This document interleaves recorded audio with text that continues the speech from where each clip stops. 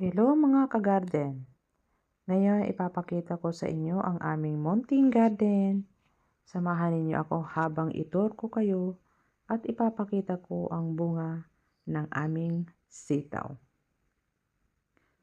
Ito na po ang aming sitaw. Makikita ninyo na mahaba na ang mga bunga.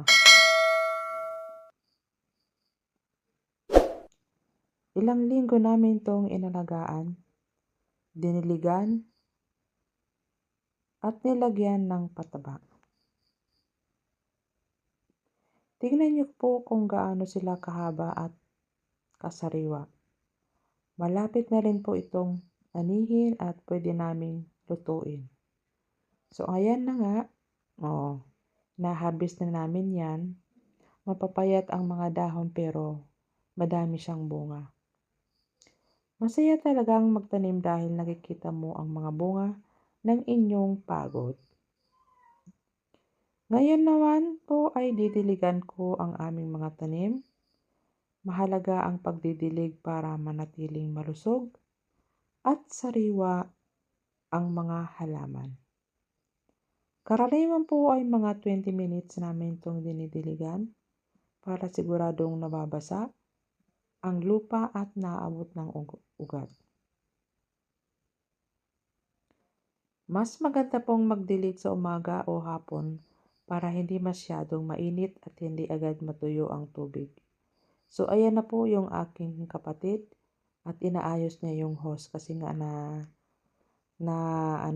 naputol yung kanyang yung hose. Kaya tanghaling tapat yan. Ayan, dalawa kami nagpapatubig.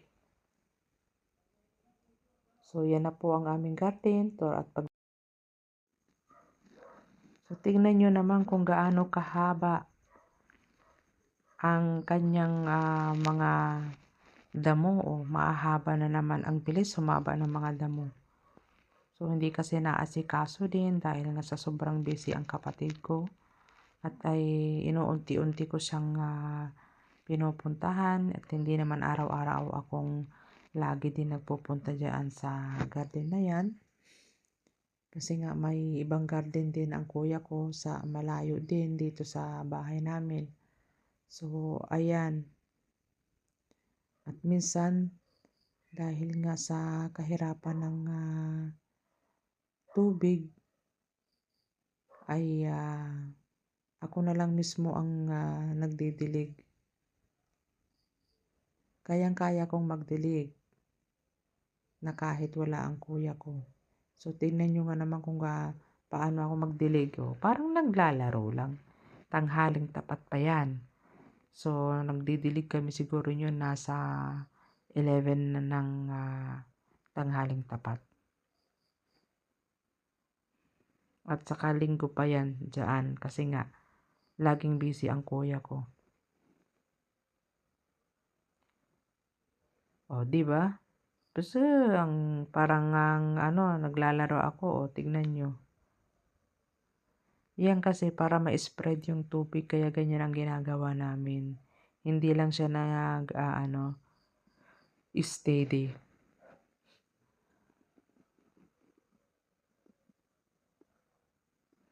So ayan. Ang hirap ng pinagdadaanan namin pero sakripisyo lang para magkaroon ka ng at least magkaroon ka ng pera para may maibili ka man lang ng bigas, di ba?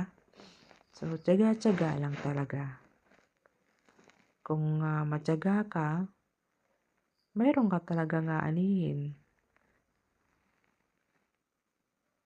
Kaya mahirap din kung wala kang tiyaga sa pagtatanim.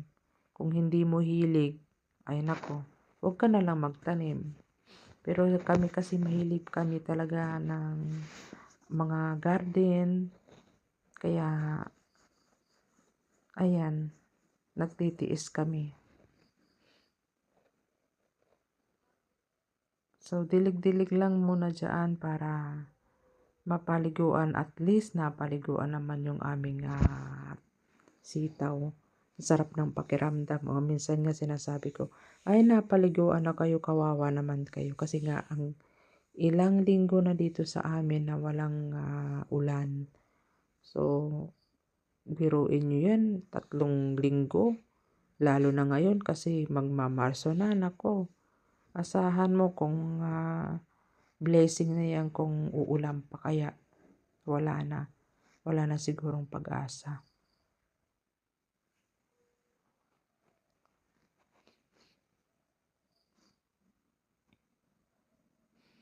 Ayan, habang kami ay nagpapatubig ng kuya ko, kwento-kwento muna kung ano yung nakwekwentuhan namin.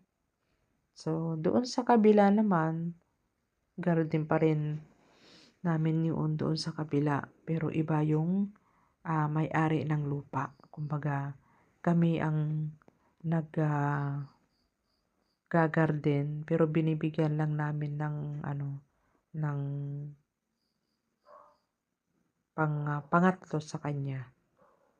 Kumbaga, kasi sa kanya ang lupa eh. Yun ay ang ampalaya naman.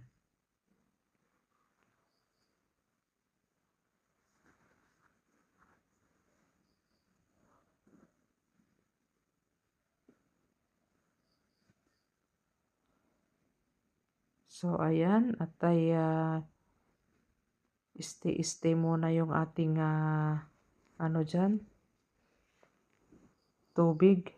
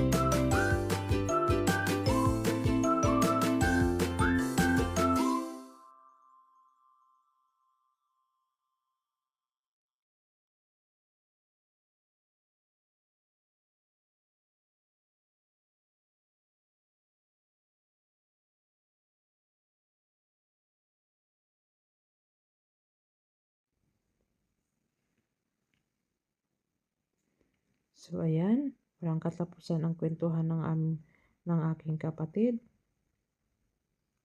Habang nagpapatubig tayo ng tubig. Tubig! Habang nagpapatubig tayo ng ating sitaw. Ikaw nga naman eh. Anya mutain. Amo ti ag Tagalog kay nanya apo. Kiti niliko Ilocano. Ora Ilocano nabubulol na.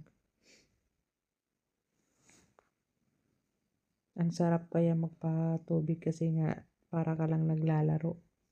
Kaya lang tiisin mo talaga ang init dahil diyan ay natanghaling tapat.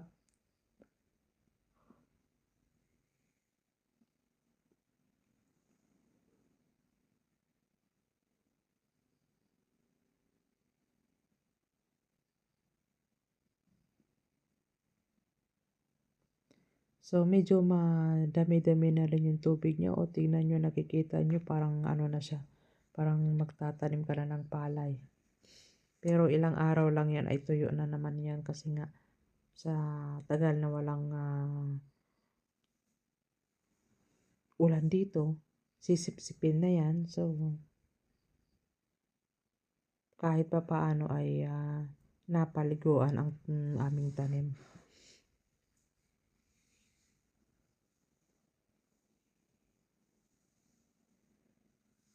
O, diba guys? Dito sa probinsya, ganyan talaga ang mga tao, lalo na sa parte ng mga taga Isabela, yung mga Ilocana, talagang nagkagit-gita. Babae o lalaki, ngimhamit amin, ngim karamihan. Tagal na kahit ang babae, bumabanat yan na trabaho ng farmers. Talagang mga masisipag ang mga andito, mga kapwang Isabelenyo, o diba? Si ang kuya ko ay nagbigay ng upo sa akin para gulayin ko mamaya. So, tingnan nyo ang opong cute na cute. Oh. Parisa na ng sardinas yan. Ayos na yan.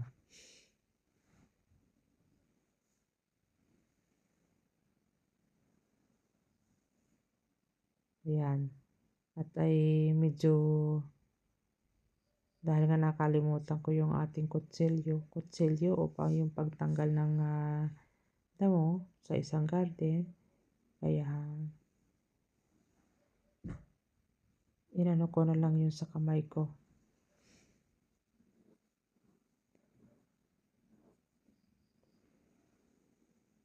So, ganyan. Malambot naman ang pangalan nito, ang lupa ngayon. Dahil nga ayun na diligan siya. So, malambot yung pagtanggal ng mga damo.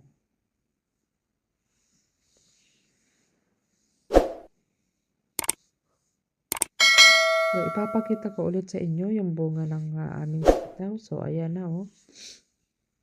Tignan nyo. Ang sitaw namin papayat ang niya, ang tangkay, ang dahon. Tingnan mo, bihira ilang yung dahon. Pero, ang mga bunga ang madami. O, diba? Ang lulusog